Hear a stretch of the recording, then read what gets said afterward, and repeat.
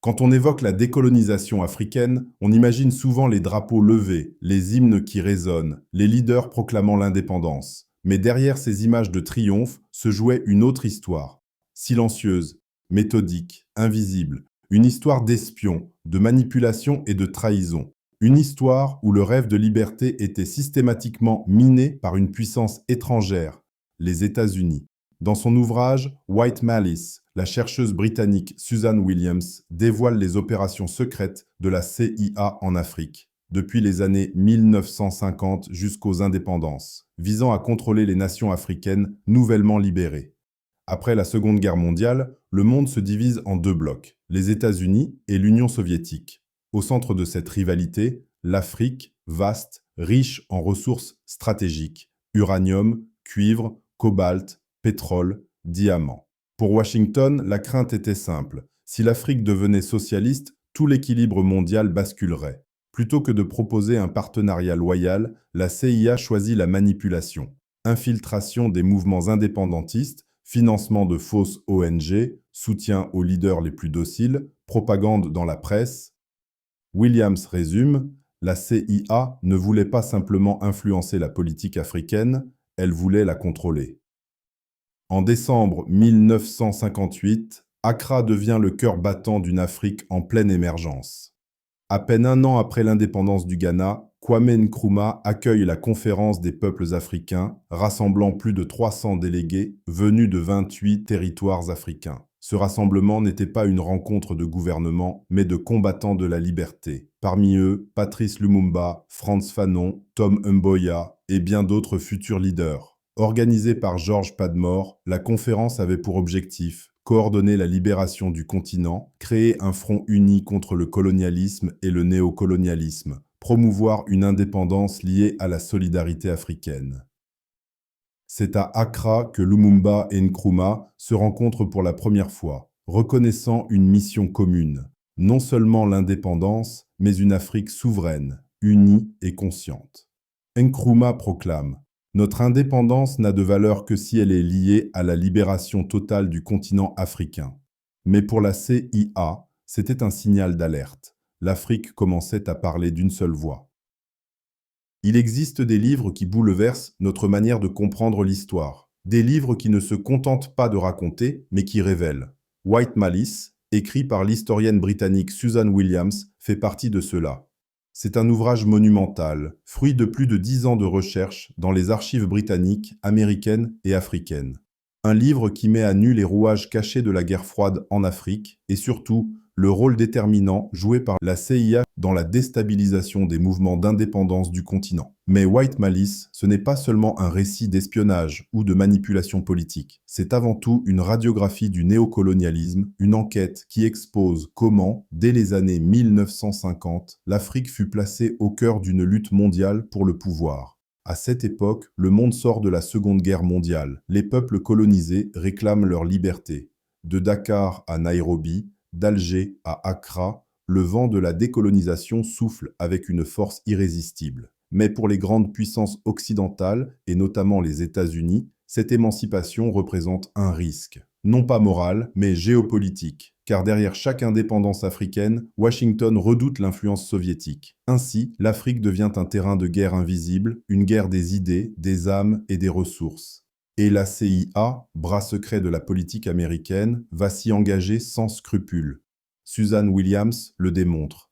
Dès la fin des années 1950, la CIA infiltre les réseaux panafricains, finance des journaux, soutient des opposants, sabote des gouvernements élus et parfois participe à l'élimination physique de leaders considérés comme trop radicaux. Des figures comme Patrice Lumumba, Kwame Nkrumah ou Amilcar Cabral deviennent des cibles prioritaires. Pourquoi ? Parce qu'ils incarnaient une Afrique unie, indépendante et surtout non alignée. Mais White Malice ne s'arrête pas là. Le livre explore aussi la guerre culturelle menée contre le continent. Universités, fondations, médias, églises, tous utilisés pour orienter les esprits africains vers une vision du monde contrôlée par l'Occident. Si le public francophone connaît peu ce livre, c'est parce qu'il dérange. Il contredit la version douce de la décolonisation qu'on nous enseigne encore, celle d'un transfert pacifique du pouvoir, d'une transition ordonnée. Or, White Malice révèle une autre vérité, celle d'une indépendance confisquée, d'un rêve africain miné de l'intérieur. Et aujourd'hui encore, à l'ère des guerres économiques, de la désinformation et du contrôle numérique, l'esprit de la CIA plane toujours sur le continent. Bienvenue dans ce voyage à travers l'ombre et la lumière. Bienvenue dans White Malice, quand la CIA a saboté l'Afrique indépendante. À la fin des années 1940, le monde se divise en deux blocs. À l'ouest, les États-Unis et leurs alliés. À l'est, l'Union soviétique. Et entre les deux, un continent immense, riche, jeune, l'Afrique. Ses ressources stratégiques, uranium, cuivre, pétrole, diamants, attirent toutes les convoitises. Pour Washington, il est impensable que ces ressources tombent sous influence soviétique. Ainsi naît une stratégie secrète. Si nous ne pouvons pas dominer militairement l'Afrique, alors nous devons la contrôler politiquement. Cette logique donne naissance à un réseau d'opérations clandestines menées par la CIA, sous couvert de défense du monde libre. Mais en réalité, il s'agit d'une nouvelle forme de colonisation, l'ingérence sous drapeau américain. En décembre 1958, Accra devient la capitale politique du continent. Le Ghana, premier pays d'Afrique subsaharienne à obtenir son indépendance, accueille la Conférence des peuples africains.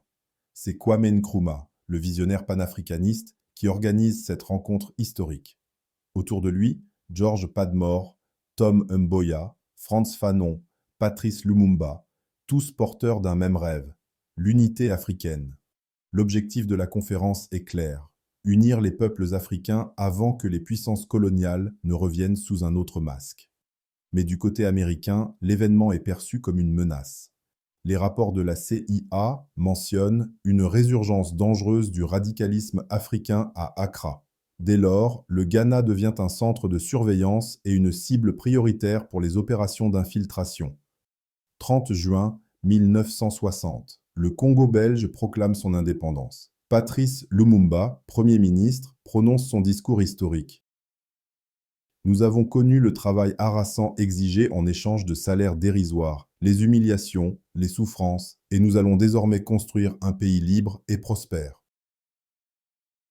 Ce discours improvisé fait trembler les chancelleries occidentales. Lumumba refuse de remercier la Belgique. Il parle de dignité, de justice, de mémoire.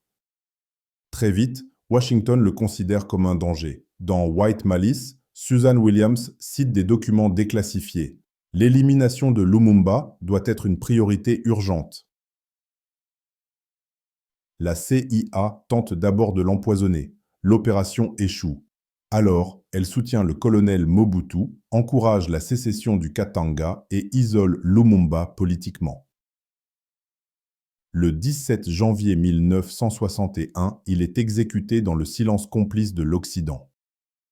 Un crime fondateur du néocolonialisme. Après Lumumba, la CIA se tourne vers Nkrumah. Son rêve d'une Afrique unie inquiète les puissances occidentales. Il refuse de choisir entre les blocs, prône la neutralité active et la coopération sud-sud. Pour Washington, cela suffit à faire de lui un sympathisant communiste. En 1966, alors que Nkrumah est en voyage diplomatique en Chine, un coup d'État militaire éclate à Accra. Les archives américaines révéleront plus tard la participation de la CIA. Nkrumah est renversé. Des télégrammes interceptés montrent la satisfaction américaine. Mission accomplie. Le Ghana est de retour dans le camp occidental. Nkrumah s'exile en Guinée, accueilli par Sékou Touré, et écrira plus tard « L'Afrique doit s'unir ou périr ». Les journaux occidentaux parlent d'un retour à la stabilité. Mais en vérité, c'est la fin d'un rêve panafricain. La CIA ne se contentait pas d'espionner les gouvernements. Elle menait une guerre plus subtile, la guerre des idées. Sous couvert de fondations culturelles et d'organisations intellectuelles, elle infiltrait les universités, finançait des écrivains, orientait la production culturelle africaine. Des institutions comme le Congress for Cultural Freedom ou la Ford Foundation servaient à promouvoir une Afrique moderne, mais toujours alignée sur l'Occident. Le véritable objectif, neutraliser la pensée critique africaine, empêcher l'émergence d'une philosophie décoloniale et autonome. Les opérations décrites par Susan Williams ont laissé des cicatrices profondes. La plupart des pays africains héritent d'institutions fragiles, d'élites cooptées et d'économies dépendantes. Et si les armes ont changé, les stratégies, elles, demeurent. Aujourd'hui, la désinformation, la guerre économique et la manipulation numérique prolongent les méthodes d'hier. L'Afrique continue d'être un champ de bataille silencieux pour le contrôle de ses ressources, de ses récits et de ses choix politiques. White Malice n'est pas un livre pessimiste, c'est un livre de mémoire et de résistance. Il nous rappelle que ceux qu'on a fait taire, Lumumba, Nkrumah, Cabral, continuent de parler à travers nous. Leur héritage est vivant, parce que la lutte pour la souveraineté, elle, n'est pas terminée. Comme l'écrit Susan Williams, le souvenir est une arme. L'histoire, quand elle est dite avec vérité, libère. Et si la vérité dérange, c'est qu'elle touche ce que les puissants ont voulu effacer. Merci d'avoir écouté cet épisode de notre série sur les luttes africaines pour la liberté. Même s'il reste non traduit, White Malice est sans doute l'un des livres les plus importants pour comprendre comment l'Afrique a été sabotée et pourquoi elle continue de se battre. Dans le prochain épisode, nous plongerons dans How Europe Underdeveloped Africa de Walter Rodney, pour comprendre comment le pillage économique du passé structure encore le présent. Parce qu'écrire, lire et se souvenir, c'est déjà résister.